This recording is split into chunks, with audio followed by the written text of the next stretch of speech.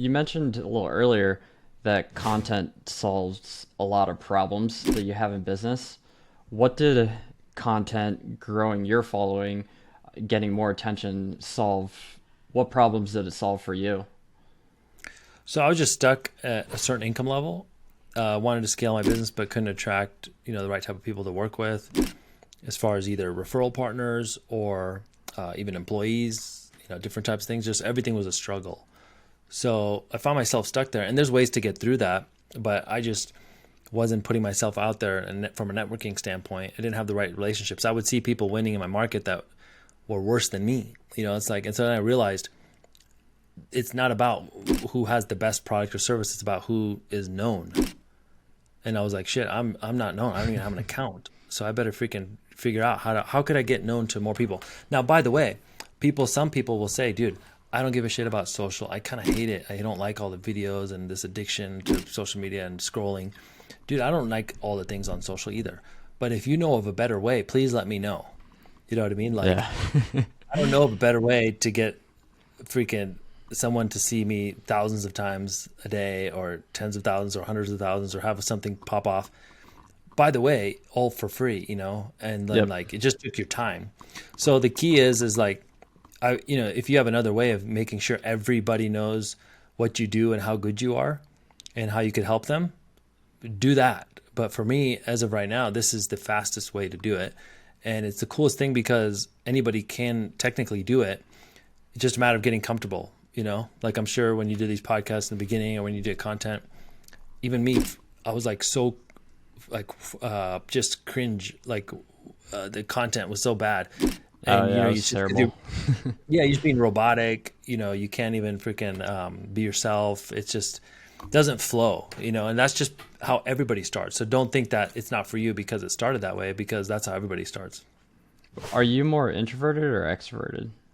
Introvert for sure. Like I was the last guy to do video. Like I didn't want to do it or do content marketing or any of this stuff. And then I just realized from a numbers, I'm like a nerd, from like a Yeah. mathematical standpoint, it makes sense to be putting, just, it's just the arbitrage, like, like you said, attention is the currency.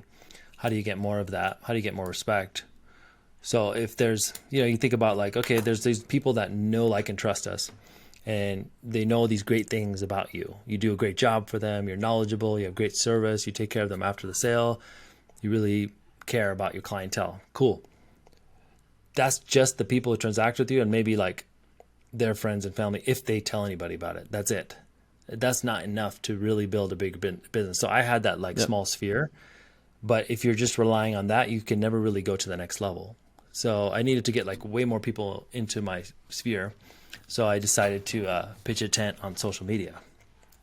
Yeah, and the one thing I admire you is like you are a huge data person, so you follow where the data goes. You follow what actually gets results. Being an introvert, you could sometimes get like I'm a little more introverted, and there's a lot of people that are more introverted, especially in Yeah. sales. Uh, what did you have to like overcome to become great on video? So I think so here's the deal. In the beginning, there's a hack everybody can use. You could just capture conversation. So like I'm just talking to you right now. We're recording this. That's content. Yep. I don't have to worry about like how do I look on camera? What do I sound like? Like you get in your head like what are the people going to think this is dumb? So one way workaround is just to capture conversation, because a lot of people are really good, and I was this way. I was really good talking to a client one on one, but like when I looked at the camera or like looked at my phone, I was like, dude, I sound like shit. Like not even being myself, just being really weird. So I think that's the hack initially. Just maybe just mic up and capture a conversation. Pretend the camera's not even there. So it's like reality TV, and then chop it up. But what I really noticed the results came is like when you look at the camera and you teach something, because when you're not known yet, you're really being judged on like what am I going to get out of this video? Like one common mistake people make is they look at the people who are already have influence, Hmm. and they want to copy that style of content. Like for example, Gary Vee or some people who are already well known. They've been doing this for decades, and they're like, well, dude, Gary does this type of comment, do that. Problem is, people know, like, and trust him at scale already. and they don't know you from anybody. So it's really difficult for them to take their time to give you their attention. So you have to earn it. And so I think that's the key of like, I figured out, okay, I've got something I could teach. Let me try and teach that, and then play with how do we start the video, and what's the ideal length of time, pacing, delivery, all those kind of things matter. It's all like little tweaks, and then even just adding a little bit of music to your videos, and just trying to get more people, get better at communication. And so in the beginning, I think it's just like find workarounds, and then just at some point it just becomes about the reps. Like the more you do it, the more comfortable you are. I'm sure this is a problem for a lot of people. Public speaking, for example, I wanted to do more talking and teaching and public speaking. I was terrible at that too. I would freeze up, mouth goes dry, just really robotic, and not being comfortable on stage. So then how did I get better at it? I just started doing more of these, like 10-person talks, even just presenting to a small group. Then you work your way up to like bigger and bigger from there. Yeah, I remember my like first, it was the last one in a while.